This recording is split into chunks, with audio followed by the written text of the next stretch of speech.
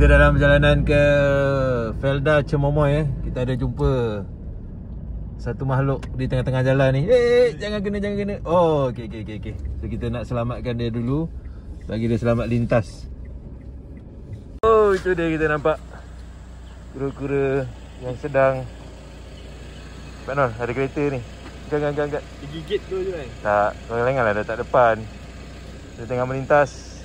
Okey, selamatkan sikit. Ni dia kura-kura Ninja Turtle, boleh letak balik kat tepi.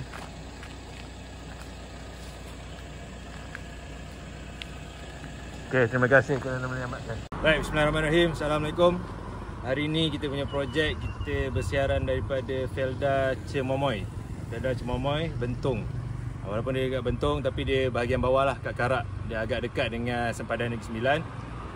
So hari ni kita akan buat solar untuk repeater. Ada kebun, dia kawasan pejabat dia tak dapat dari segi liputan komunikasi lah, maknanya line telefon tak ada lah. So dia daripada atas bukit tu, dia repeatkan, dia tembak balik ke office. Kami in charge yang bahagian power lah untuk alat komunikasi ni. So untuk hari ni dengan esok kita akan tinggal di Delima Homestay Cemomoy. Boleh tengok lah tu nombor dia kat situ. Memang mudah lah untuk kami dekat kerja. Homestay ni uniknya dia duduk sekali dengan rumah tuan rumah lah. Selalu homestay sebelum ni kan rumah asing. Ini memang betul-betul sebahagian daripada rumah dia. Tuan Haji Jamil, pemunya tuan rumah. Inilah. Okay, so kita akan tengok. Hari ni tak dapat masuk sebab dia tutup pagar pukul 7. Kita dah sampai lambat. So kita akan prepare barang dulu.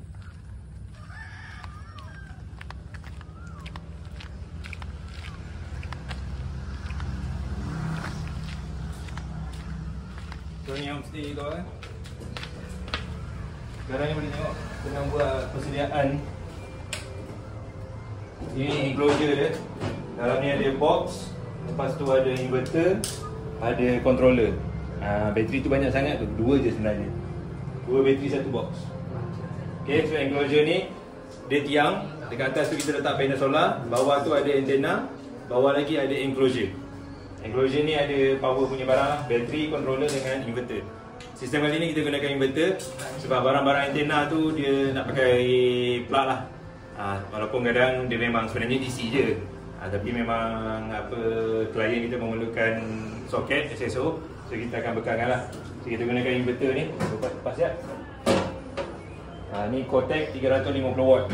Ni dah lama lah kami pakai ni. Saya rasa dah 6-7 tahun lah brand ni. Cortec ni memang salah satu boleh dipercayai lah. Nampak je macam orang kata inverter dekat Lazada dengan Shopee RM80, RM100. Lain. Ini 350 watt, dual sine wave. Banyak digunakan dalam industri camper van, kapal layar, bot dan sebagainya lah. So banyak lah. Bus stop pun kami ada pakai ni, CCTV pun kami ada pakai benda ni. Kemudian bateri yang kita gunakan, bateri tu Deep Cycle lead acid 33Ah. Okay. Ni pun nampak macam biasa, tapi berat dia lagi berat daripada bateri lead acid biasa lah. Yang ni memang Deep Cycle lah. Kemudian kita ada controller. Controller belum ada lagi, nanti saya tunjuk controller kat mana. So kita akan buat penyusunan dia sekarang, supaya bila besok sampai kat site, tiang dah naik dah. Tadi baru dia naikkan tiang. Sampai je kita terus mountkan je box ni dengan barang-barang lain ke tiang. Okay, alright, terima kasih. Macam biasa, ini mesti kena master. Okay, jenis controller ni adalah PWM, Pulse Width Modulator. Ni antara controller awal-awal masa mula PWM lah. Dulu pun mahal lah, sekarang dah puluh-puluh ringgit. Okay, apa maksud PWM ni? Ada tulis belakang, nampak?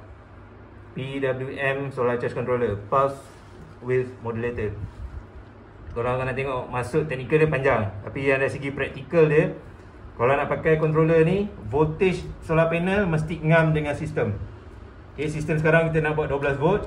Kalau tengok voltage VOC panel kita 18 volt. So dia memang ngam. 18 volt, 20 volt memang charge untuk 12 volt. Okay. Apa beza dia lagi satu ni? Controller MPPT, Maximum Power Point Tracking Solar Charge Controller. Dari segi praktikalnya yang ni mahal sikit dan dia besar sikit. Yang bagus dia ni, solar panel punya volt boleh range dia lagi besar. Walaupun sistem 12 volt, contoh macam controller dia, lain controller lain dia punya range, tak silap saya dia boleh pergi sampai 80 ke 100 volt. So kalau korang ada panel 2, 3, katalah satu panel 50 volt, boleh serieskan dua, terus dia masuk kat sini. Maknanya dia boleh adjust voltage dengan amp tu supaya kena dengan charging kat sini. Itu kelebihan dia.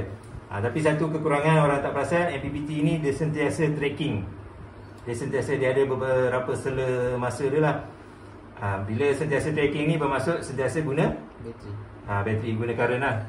Sebab tu kalau sistem cukup besar, yang tracking tu dah tak jadi signifikan lah. Bagus lah untuk semua. Tapi kalau 1-2 panel pun 100 watt je, dah lah nak dapat masuk solar susah. Lepas tu guna untuk tracking pula. So ada kegunaan lah. Dua-dua ni ada kelebihan dengan kekurangan. Dari segi harga, PWM ni murah lah sikit daripada MPPT. Okay, so malam ni kita menjamu selera di Alif Tom Yum di Felda Cemomoy. Uniknya atas meja ni dia ada air legend ya. Air Long Chan Trading. Ada sasi, ada buah-buahan, ada oren, ada sken soda dan sebagainya. Ini susah nak cari kat KL ni.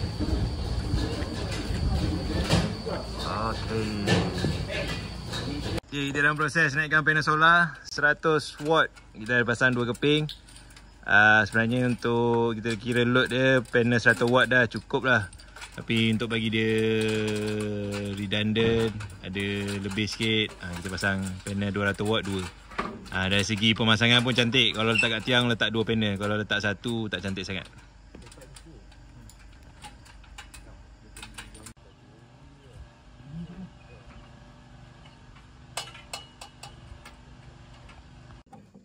Okay, kita dah livekan sistem. Sekarang panel tengah charge bateri hampir penuh. Tadi kita check clamp meter ada 3 amp lah turun daripada atas. Dia boleh pergi sampai 10 sebenarnya, tapi kalau bateri kosong lah. Lupa belum check inverter pula. On inverter. Tarik ke atas yang bersih tu. Okay, inverter kita tengok. Dia perlukan masa untuk standby. Kalau ada lampu kuning, sihat ada. Lampu kuning ada. Ada lampu sihat. Lampu sihat pula. Menunjukkan indikator boleh pakai. Pakai load sikit. Ni, soket tester. Soket tester. Okay, so kita tengok ni soket tester. Okay lah, ada 3 lampu. Maknanya live neutral dengan F dia adalah wujud. Macam ada wifi router. Jadi kena angkut panel solar semua. So kena make sure barang cukup lah. Pijat je lah Nol ke dalam. Tak nak bagi Baim jalan.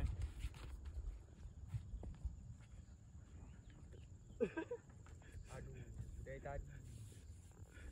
Okay, cuba korang tengok yang belah sini lah. Situ agak menarik kan? Cuba tengok belah sini. Okay. Saya slide pakai ni lah. Cari. Okay, ni antara cabaran kita kena turun ni pasir ni. Angkut solar panel. Nasib baiklah ada tangga kat sini. Bolehlah kita buat untuk tempat memanjat. Saya tak risau rumput. Tak saya risau apa?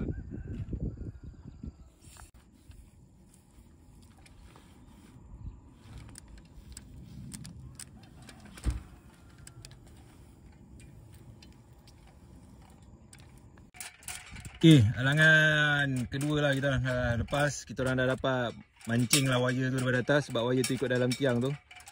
Sekarang tengah nak letakkan daripada kedudukan yang ni lah, yang sepatutnya.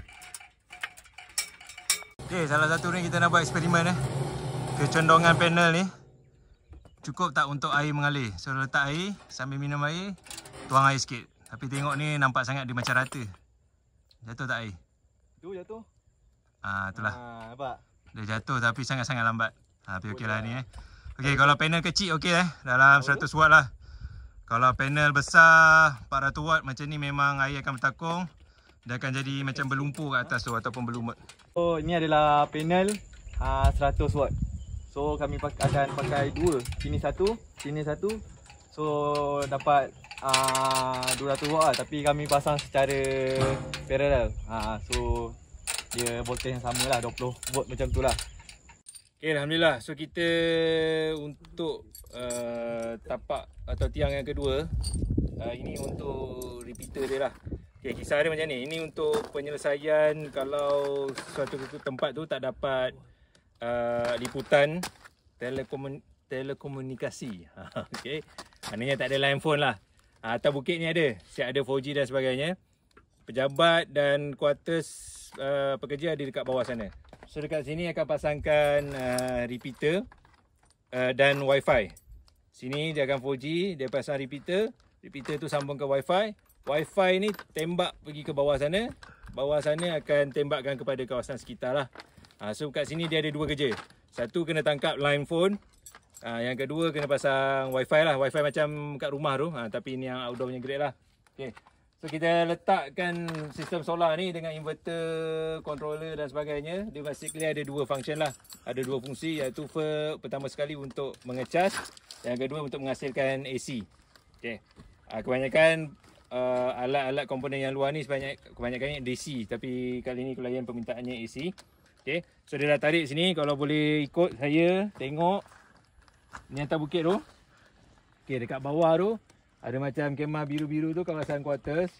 Yang ada bumbung hijau ada sebalik pokok tu, ada lagi satu tiang dekat situ. Ada lagi satu tiang yang tadi mula kita orang pasang. So yang daripada sini dia akan tangkap dulu line, tak kisahlah Celcom, Maxis ke U-Mobile, sambung kepada wifi. Wifi macam wifi rumah tu. Tapi yang outdoor punya grade, dia tembak wifi ni pergi ke sana. Dia bukannya dia tangkap line phone Celcom, contoh Celcom, tembak Celcom ke sana, tak boleh. Itu kena ada kebenaran semula, MCMC dan sebagainya. Yang ni dia tangkap dulu line telefon, dia masukkan pada wifi, wifi yang pergi sana. Maknanya kalau duduk bawah tu, line telefon tak dapat lah. Nak call SMS biasa tak dapat. Cuma boleh kalau ada internet je ada wifi. Maknanya kena WhatsApp call ke social media, email dan sebagainya, semua boleh lah kat situ. Okay. So ni antara penyelesaian yang sangat diperlukan lah. Sebab kat bawah tu ada pejabat. Pejabat tuan punya kebun ni lah. Bila nak hantar email apa semua, orang kena buat kat bawah, naik kereta 4-wheel, naik atas bukit, baru tekan send. Agak menyusahkan lah.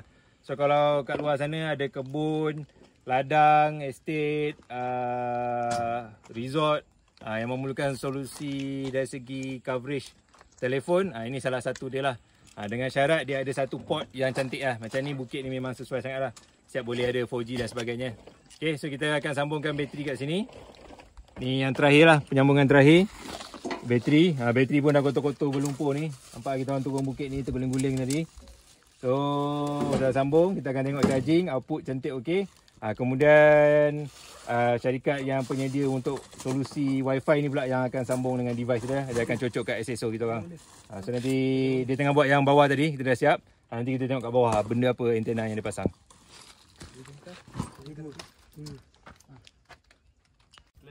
Okay, sistem dah di live kan. So kita nak tengok apa ni, solar lah masuk berapa banyak M.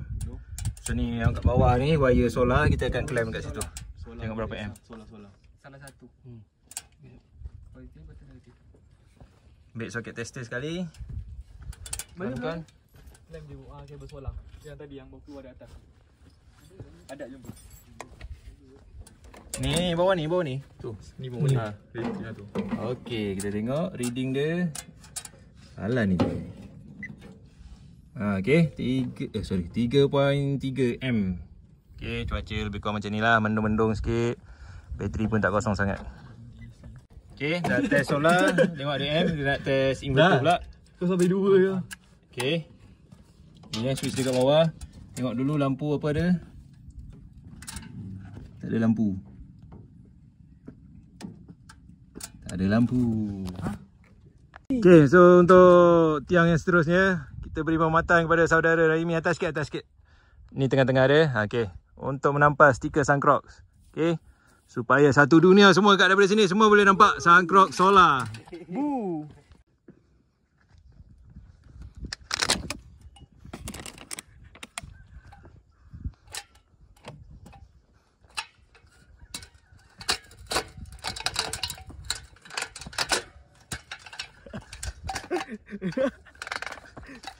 Bapak berat.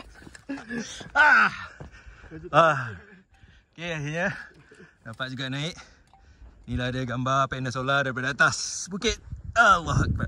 Ya. Itu dia. Okey, alhamdulillah. So kita dah siap pasang atas bukit. Dekat bawah bukit dekat dengan ofis ni pun dah siap. Boleh tengok dah siap dah antena dia untuk menerima daripada atas tu. Tinggal lepas ni syarikat yang bertanggungjawab untuk penyambungan komunikasi ni akan pasang belah atas lah. So bersama saya adalah Encik Arif daripada Aglotel. Dia orang ni memang biasa sangat lah bab wireless ni, bab zaman daripada 3G, 4G, 5G. Ni semua diorang punya makanan lah. Macam mana nak tarik daripada tempat yang ada kepada tak ada. Kami in charge untuk power je. Barang apa dia nak cucuk saya tak tahu. Dia bagi punya kiraan, dia bagi dia punya datasheet, kita orang kira. Ini sambungan. So macam tadi dia tengah buat configuration lah. Macam communication ni banyak hardware dengan softwarenya. So kami pun soalan ni lebih pada hardware lah.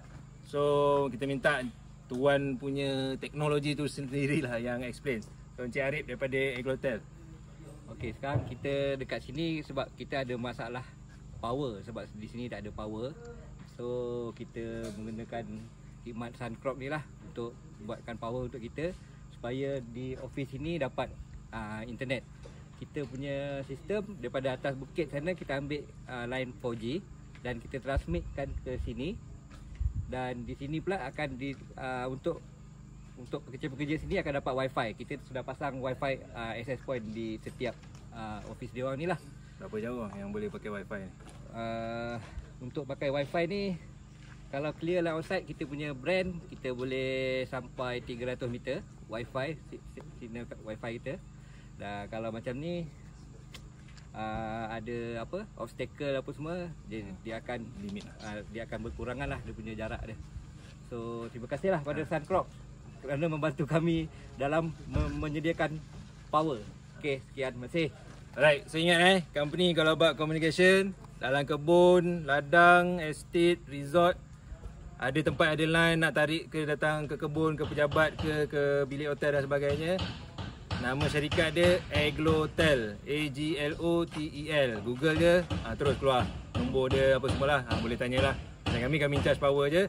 So kami pun berbesar hati kerana dijemput, dipilih untuk memasang power ni. Lepas ni baru site di Karak, lepas ni kita ada site di Rauk pula. InsyaAllah kita doakan ni berterusan lah.